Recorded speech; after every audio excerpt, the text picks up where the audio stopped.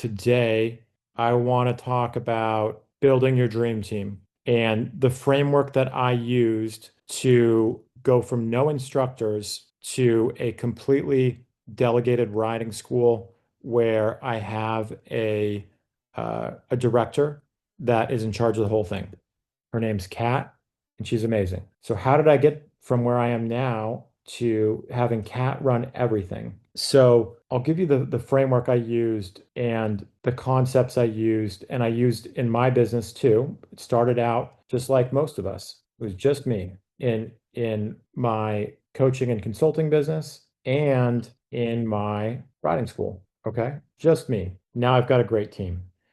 Having a great team is one of the great gifts in life, and not having a great team is hell. So getting this right is something that I prioritize, I study. It's a never-ending thing, but to some degree, like the quality of your life is is the quality of your team. It's that important. So I highly recommend you lean into this and you get better.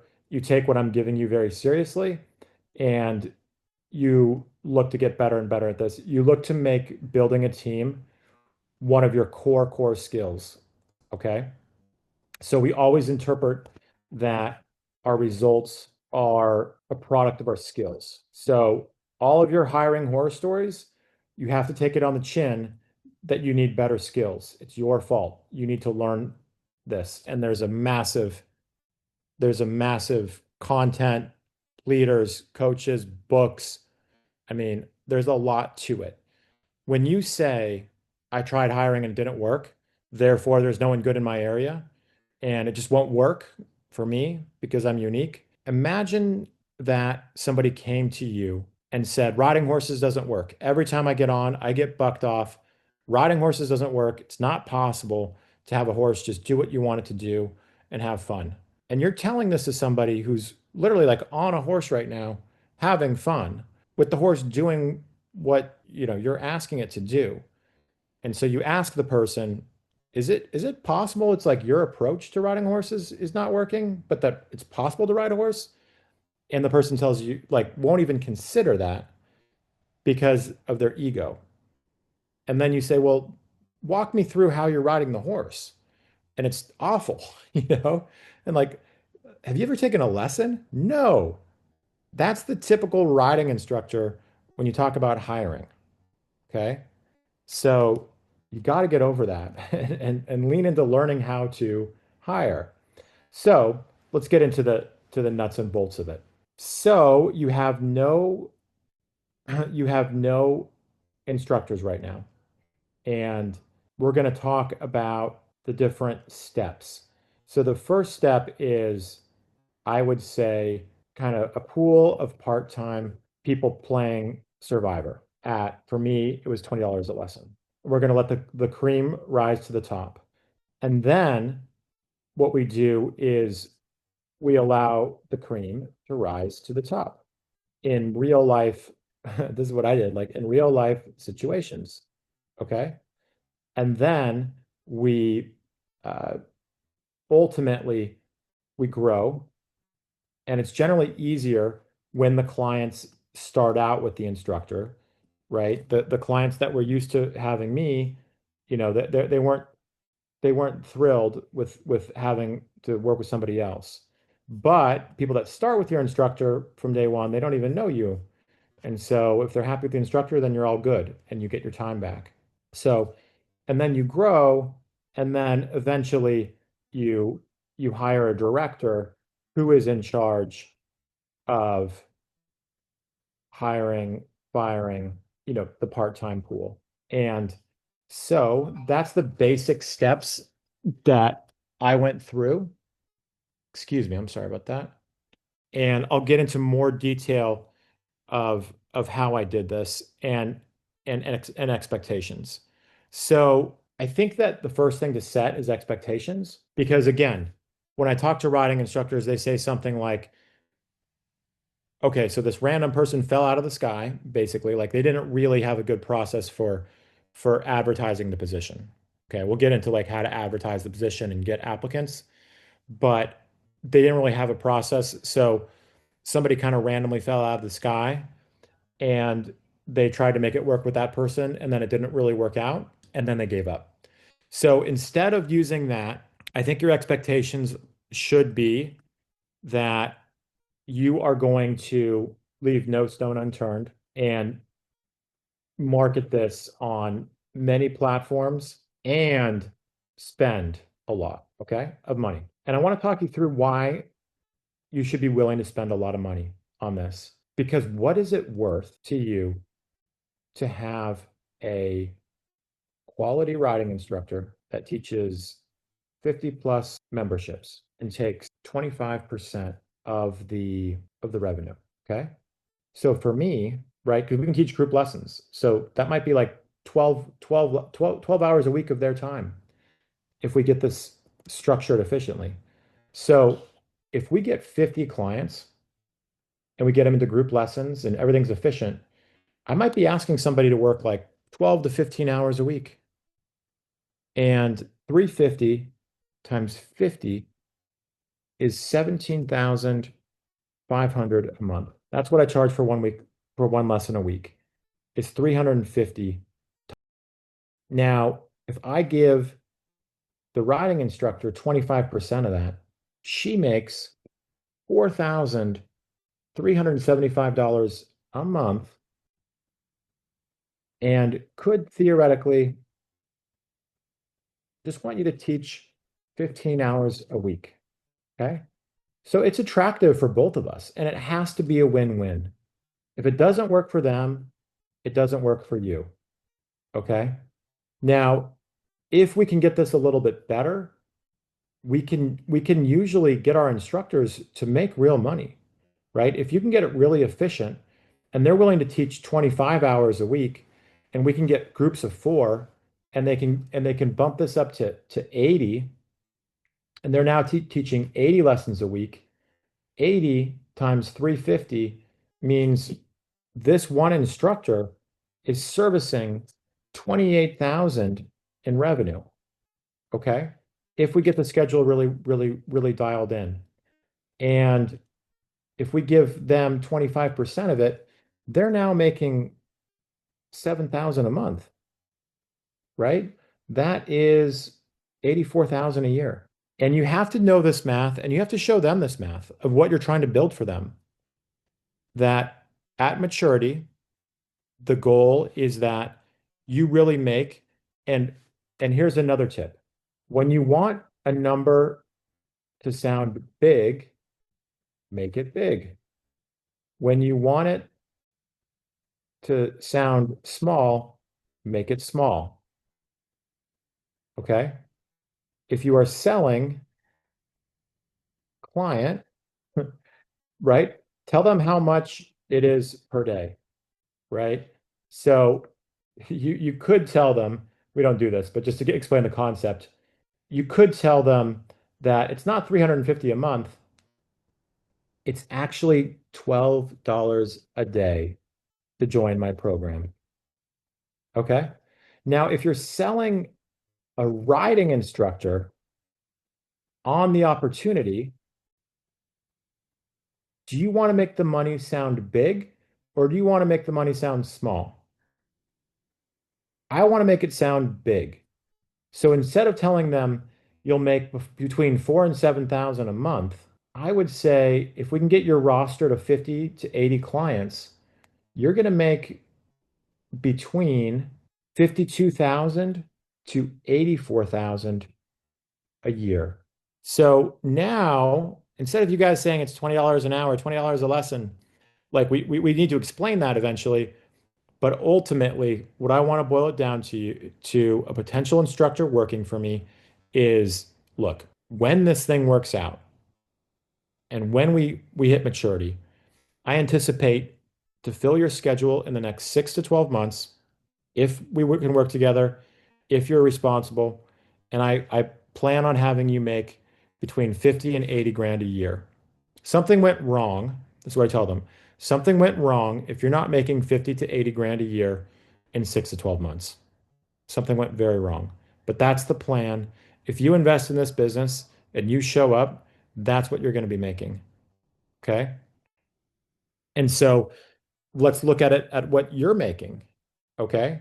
So at 50 students, you're keeping 75% of it. Okay. So you are making, right, between $13,125 a month. Now that doesn't just go in your pocket, right? That's got to cover your horses and your facility. But generally speaking, it's going to be good. And you get your time back. Okay. Now, if we if we get to 80 students, then you are generating 21,000 a month off this one instructor. Okay? Win-win. So then I say, imagine this. You're making between 13,000 and 21,000 by leveraging a talented riding instructor who is a pleasure to work with, right? So what is it worth to you? And let's make the number sound big, right? 13,125 times 12 is 157,500. And 21,000 times 12 is 252,000. What is it worth to you to have a team member that after you pay them generates an additional 150 to $250,000 a year for you and gives you your time back? You need to meet with them once a week, but they teach everything else and you trust them, you like them, you enjoy talking to them, they're a pleasure to be around. Clients like them, they have your back, right? And then I ask the riding instructors, what are you willing to spend on ads to get applicants? Nothing, you know? So for me, I mean, I would spend 20,000 easy to have this. That's my expectation. Now, do we spend 20,000? We spend way less than 20,000, but I'm just telling you, like, when I think about it like that, like, yeah, easy. Like that's why companies they spend a fortune on headhunters and on an entire HR person. They'll pay them hundreds of thousands a year to find these people and get it right. So you've got to be willing to really spend money and get this right because it is amazing. And then the consequences of a bad hire is they destroy your whole business. They destroy the whole thing. And we'll get into like how they do it. But just to frame it that if you get it right, it's heaven. If you get it wrong, it's hell. This is high stakes, high reward, high risk. Okay. So I get it that a lot of people don't even want to play the game. And you know, that makes sense to me because they say, well, what if this instructor goes across the street and takes my entire business, which happens in this industry quite a bit. Okay. So all we can do is manage that risk. And I'll talk about it right now, like how you manage the risk of of the risk of a team member taking your clients. The way you manage it, you can't really eliminate it, is one is I use a non-solicit NDA, not a non-compete. My understanding is that non-competes don't really hold up anymore. And it, honestly, in my own sense of fairness, it is a little bit too strict. So in the past, you know, we've had clients or teammates sign something that's like, you can't compete, like you can't teach lessons in this area, right? For a period of like 2 years after you work here. And then what are you really offering them? $20 a lesson? So you're like, so you're telling me that if I come and teach a few lessons in the beginning at $20 a lesson, I can't work for anybody else or teach anybody else. You're not giving me enough compensation to tell me I can't do this anywhere else for 2 years. It's not really fair. So what the non-solicit NDA says, and I'll put a link here to the one that I used, it just says that you can't work with my clients, right? Like you can, and everybody's like, okay, that's fair. People agree to that on the in the beginning, and instructors will, you know, often weasel down the road and try to do it, but only because very, very few riding instructor bar owners actually had that signed, had that conversation, ironclad. So now it takes, if you don't get that done, it's a lot easier for them to justify it themselves that they're not this weasel, when in my opinion they kind of are a weasel. And so if you've done that, it's not the most respectful thing to do. If you're somebody who here is like, well, I did kind of teach for somebody else, and then I kind of did start my own thing, and I did kind of take a whole bunch of clients. Like, that's not that cool. But what's done is done. And so, respect to the people that have built their own business from the ground up. And if you have a conversation with your riding instructor and you say, point blank, I can't, and this is later into the relationship, you let them teach for a few weeks, $20 a lesson, and then you're like, look, starting to get a little bit more serious. Let's really sit down. I need you to sign this NDA before we get too much further. And there's usually a perk, right? Like, and we're gonna, increase your hours and really lean into you, and you're gonna start making bigger commissions on things. So there's got to be like a further benefit from them.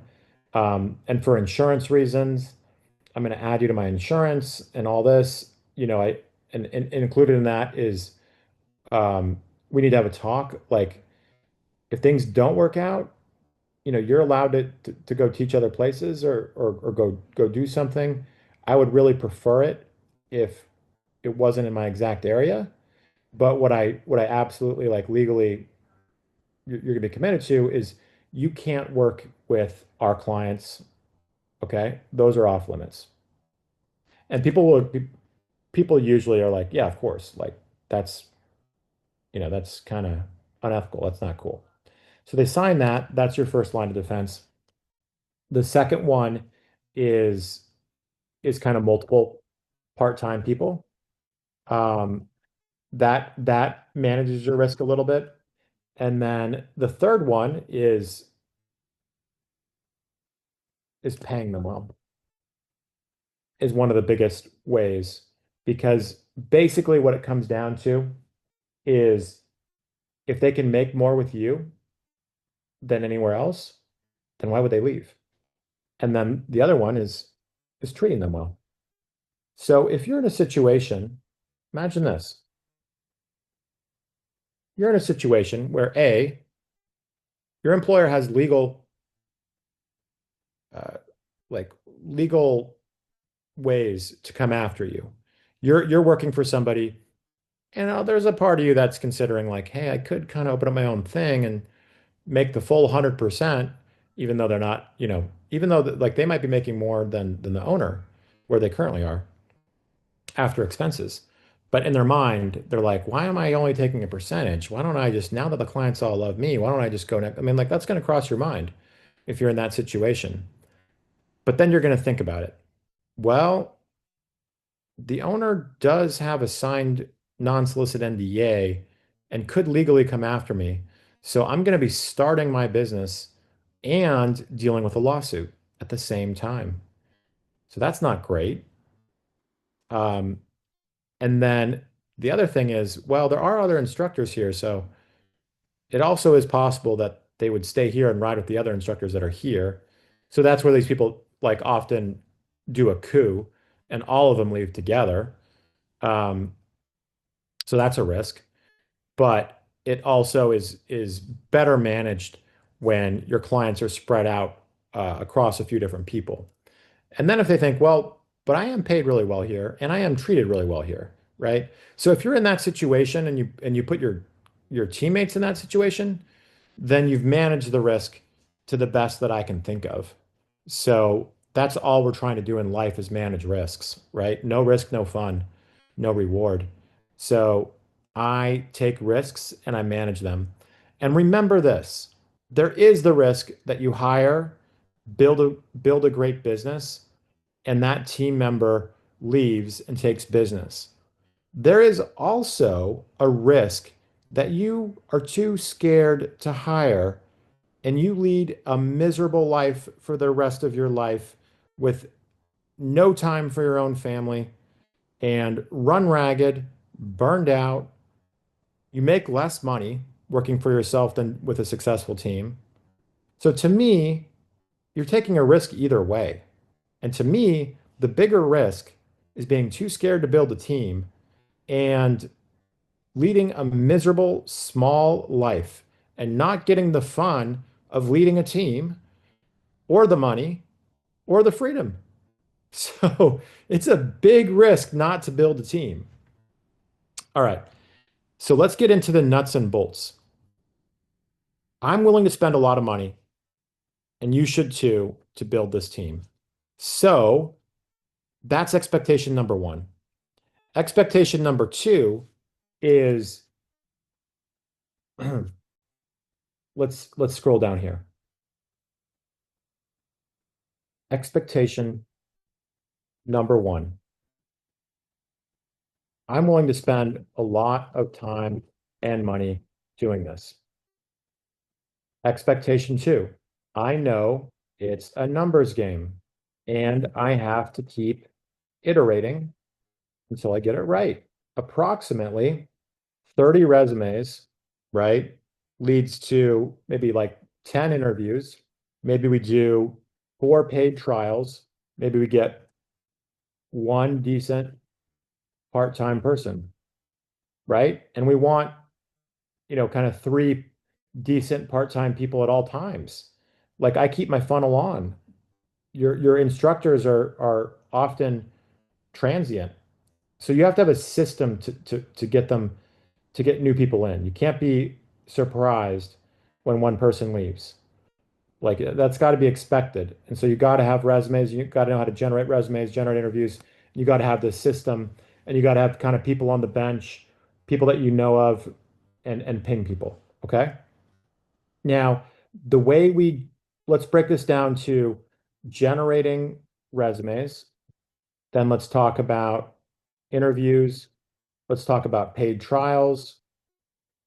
Let's talk about, locking in um, decent people or better than decent people. Let's locking in good people fast um, and getting the NDA signed, NDA non-solicit signed. Um, let's talk about training them and let's talk about managing them. Um, and then up here too is quickly exit the bad fits. Okay. So you've got this kind of like funnel and people coming in and you're generating resumes if and they kind of make it to each stage. The resume looks decent. You interview them quickly. If that goes well, you put them through a paid trial and you quickly exit. We're like, ugh.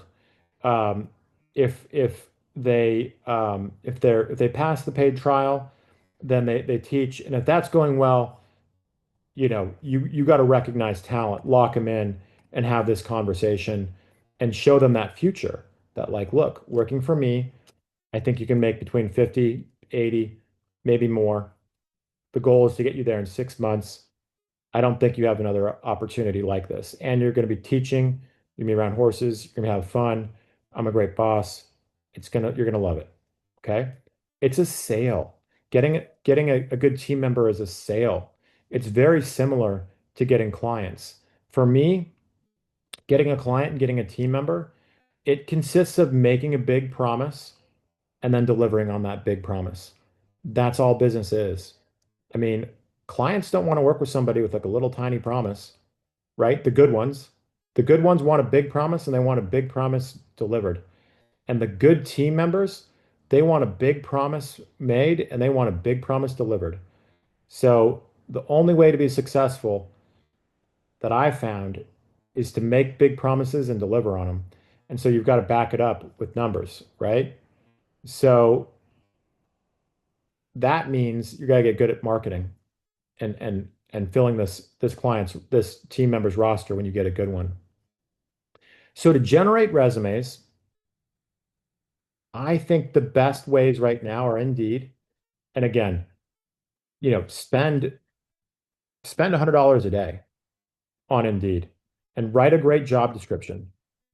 It's a sale, okay? So sell the opportunity. This is not the place to put, you got to be punctual. You better do as I say. You better you better be willing to work hard and, you know, thank me every day for and learn from me and shut up and learn. Like I read job descriptions like that and I'm like, are you serious? Right? This is a sales letter. Okay? You don't want that much friction, meaning you don't want too many steps to apply and things they have to upload and tests they have to do.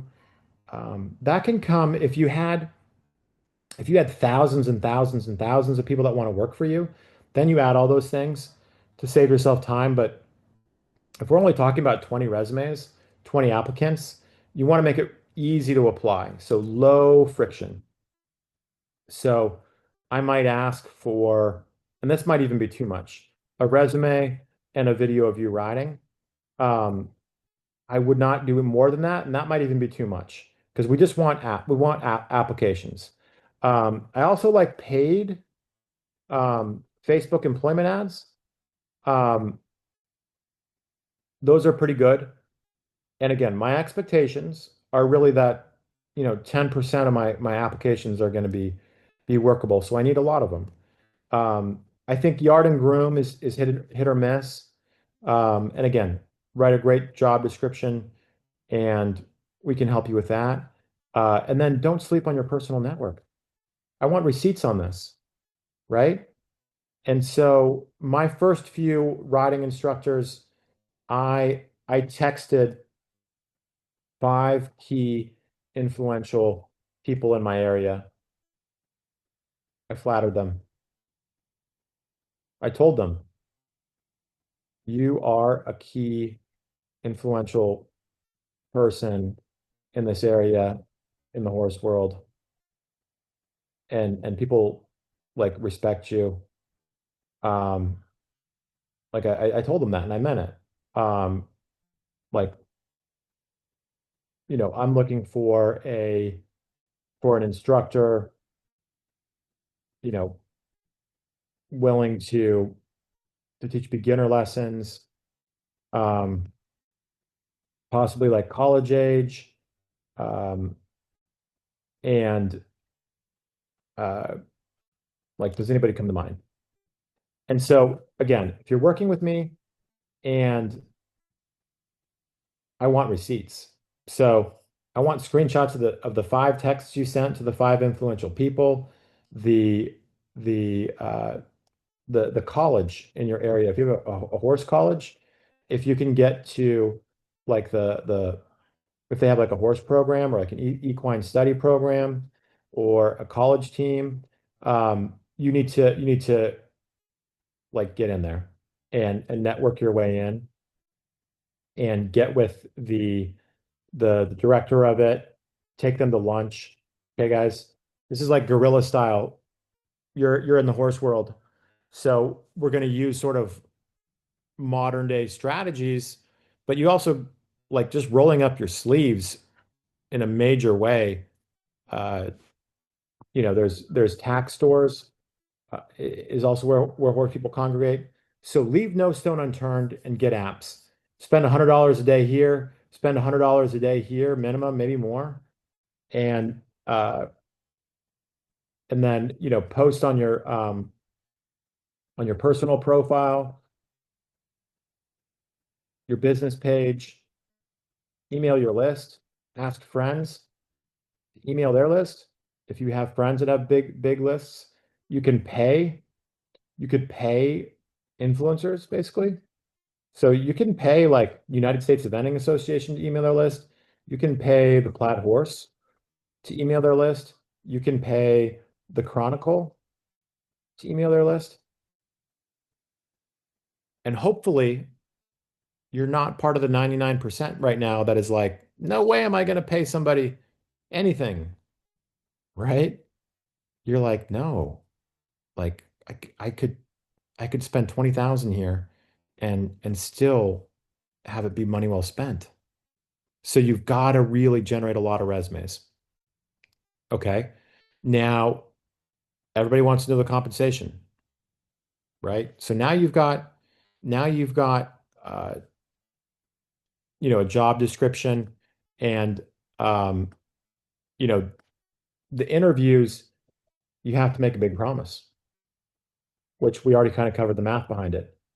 You get 25%, 30%, and you, if we can build your roster and you're good, 25%, 30%, or 20%, whatever you decide on.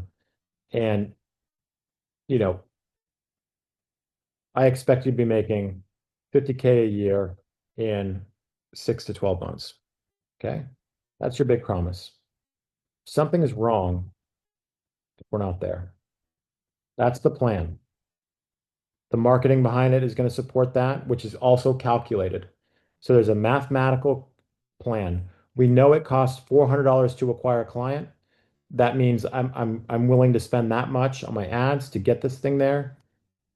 I've got the whole process laid out. We are going in this direction. This is happening. Okay. So you make that big promise, and and then for paid trials, this is what I cranked out. I said, look, you're going to get a 1 week training period, and it's not even 1 week.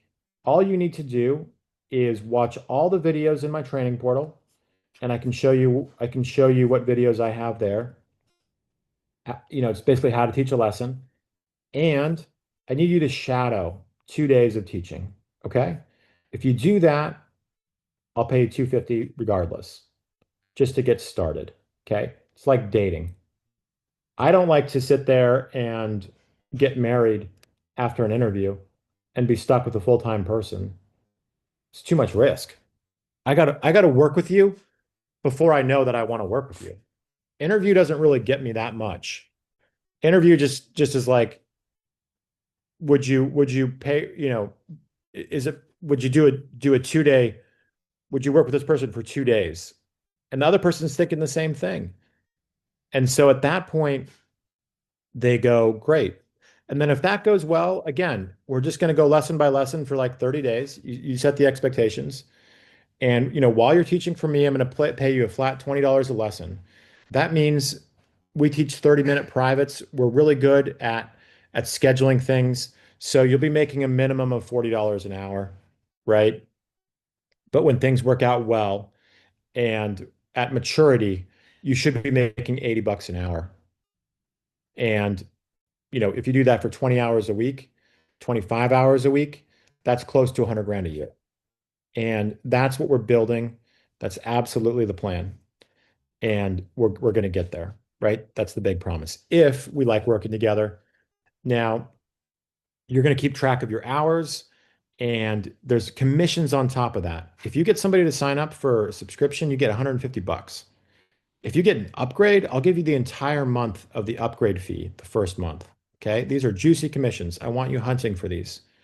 All right. Here's an invoice template. And here's a training on how to use the invoice. So, you're just gonna have to watch like 2 or 3 hours of videos online and, approximately 5 hours of shadowing. And, every week, all the instructors, we meet in person or on Zoom. We watch a recording of a lesson and we have a meeting on what went well and what we could do better. It's at this time on this here. Here's my values. And if this is a problem, like we're gonna have a problem, but if we're aligned here, then it's gonna be great. Here's kind of the safety rules. Here's our curriculum. And this is the link to the curriculum. Here's some information about the ponies. Write this one time and give it to everybody. Um, here's where to find TAC. Here's how to greet clients. And here's what I want you working on in the lessons. It's a living, breathing things you keep flushing out. You can just get started simply, but you got to have a documented system of how it works, how it doesn't work, right? And a training and ongoing system of meetings. So we start like that.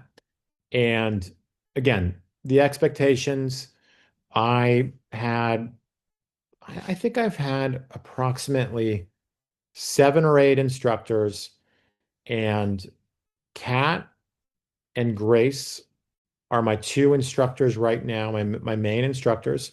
And then we do have some part-time people that fill in as potential substitutes because we keep this thing going so that Kat has some people, if she's sick, she gets a sub in for the day. Clients aren't thrilled, but they do get a sub, and she does get a time off, just like a substitute teacher. Just like I wasn't thrilled when I had a bad substitute teacher for history, but I get over it. And so that's how I run my program and keep this thing coming. But out of um, 8 people right now, Kat and Grace are are are really good. And I spent a lot of money on ads, on paid trainings of my time to really get to where I have Kat and Grace really, they work well as a team. They're lovely and they teach great lessons. Clients love them.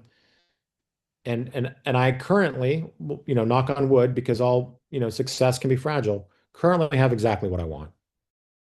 Kind of manage your expectations of what it took. I still, have 100 resumes sitting in my inbox on Indeed. I think maybe more. Let me see if it's easy for me to log into it. If it's not, I'll show you in another training. This is 325 applications that wanted to work for me at my riding school in Woodbine. Look at that. So let's read this. Pretty salesy. Do you live and breathe horses? Ready to turn your passion into an exciting career? Flying Changes Rider School is hiring a part-time riding instructor. This could be your dream job. Your role: teach beginners on our well-trained lesson horses, engage with students, assist with basic horse care, lead horsemanship. What we're looking for: horse enthusiast who knows their way around, outgoing and friendly, dependable, organized, and always bringing energy, lifelong learner. Why us? Great compensation, paid vacation, family-like community. Don't let this opportunity pass you. Okay? I wish I'd built more future into there, that I written like this can absolutely lead to a full-time job, which the goal would be to make 50 to 80,000 a year uh, at maturity. But we always start people out part-time. Something like that would have made it even better. But anyways, it worked. So you've got this now. So if you pretty much follow that framework and those expectations, and iterate, you're going to be a lot better off. And I hope that helps you to build the kind of team. I'll also give you this and give you links to the NDA I had people sign, and see if there's anything else. The sample job descriptions I'll put in here. I wish you all the success in the world to build your dream team. I got to tell you, I've seen it. I talk to a lot of people. The real risk is not building a team, being too scared to build a team, being too cheap to build a team, being too arrogant and narcissistic when you say nobody's going to do it as well as me, and living a life where you don't make the money you should. Your business doesn't have the impact it should. You don't have the time that you should. Your family gets shortchanged, which can lead to really bad things. You don't get the pleasure of leading a team, which for me is one of my favorite things in the world. I mean, what more do I have to say? So, good luck. Thank you for tuning in. I will see you in the next training.